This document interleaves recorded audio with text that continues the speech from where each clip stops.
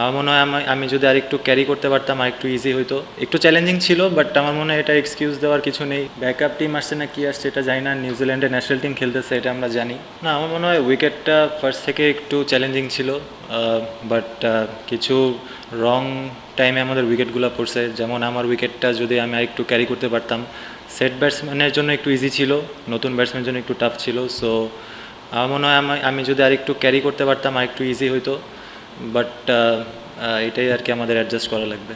পাকিস্তান উইকেটে তো আপনারা দেখছেন ট্রু উইকেট ছিল, এখানেও উইকেট ভালো ছিল, এমন তো না একদম খারাপ ছিল, বাট আমার মনে হয় কিছু আমরা যদি অ্যাডাপ্টটা একটু ভালো মতো করতে পারতাম।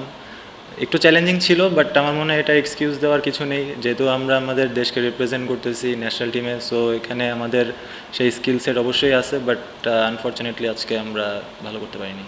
না, উইকেট তো একটা ছিল, ঠিক আছে, একটা আইডিয়া ছিল যে কীরকম হতে পারে, বাট আজকে কিছুটা একটু বেশি আনইভেন হয়েছে। বাট আমার মনে হয় ওই এক্সকিউজ দিয়ে আসলে বাঁচার কোনো উপায় নেই। আমরা ম্যাচে ছিলাম অনেক, 25, 22, 23 ওভার পর্যন্ত আমরা ম্যাচে ছিলাম।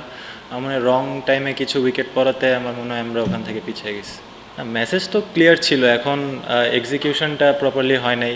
ওখানে যে কি চিন্তা করছে ব্যাটসম্যান, এটা ব্যাটসম্যানরাই বলতে পারবে। বাট আমার মনে হয় প্ল্যান ঠিকই ছিল যে হৃদয়কে খেলানোর, বাট আনফর্চুনেটলি হয়তো বা ওখানে এক্সিকিউট করতে পারে নাই। অবশ্যই ইমপ্রুভ করার জায়গা আছে, বাট উইকেট একটু চ্যালেঞ্জিং ছিল। আমরা যদি আর একটু ইমপ্রুভ করতে পারি সেই জিনিসটা যেটা আপনি বললেন, অবশ্যই আমাদের টিমের জন্য ভালো।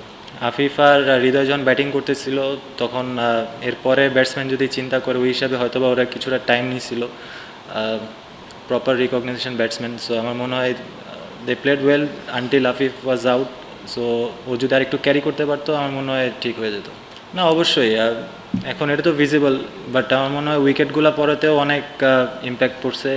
হৃদয় ছিল, যদি আমরা ব্যাটসম্যানরা যদি আর একটু ওকে সাপোর্ট দিতে পারতাম তাহলে হয়তো বা ইজি হতো।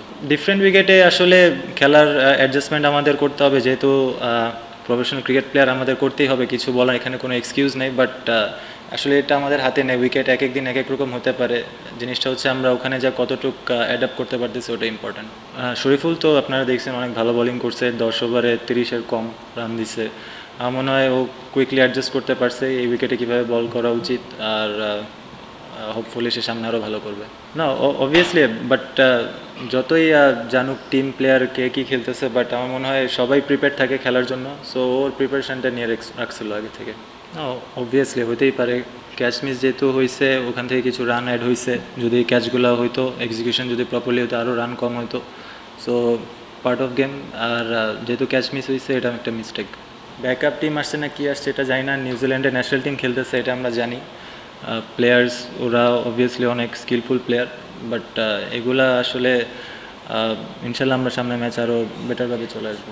প্রেশার না, আসলে প্র্যাকটিস ম্যাচে আমি ভালো ফিল করতেছিলাম, ব্যাটিং খুব কমফোর্টেবল লাগতেছিল। সো ওরকম কোনো প্রেশার ছিল না, বাট এখানে যদি আমি আর একটু ক্যারি করতে পারতাম টিমের জন্য অনেক হেল্পফুল হতো। না, অ্যাজ এ ব্যাটসম্যান তো অবশ্যই আমি অলওয়েজ ট্রু উইকেট চাবো এটা, বাট দিন শেষে আসলে উইকেট কীরকম বিহেভ করতেছে, এটা কতটুকু আমি অ্যাডজাস্ট করতে পারতেছি ওটা ইম্পর্টেন্ট।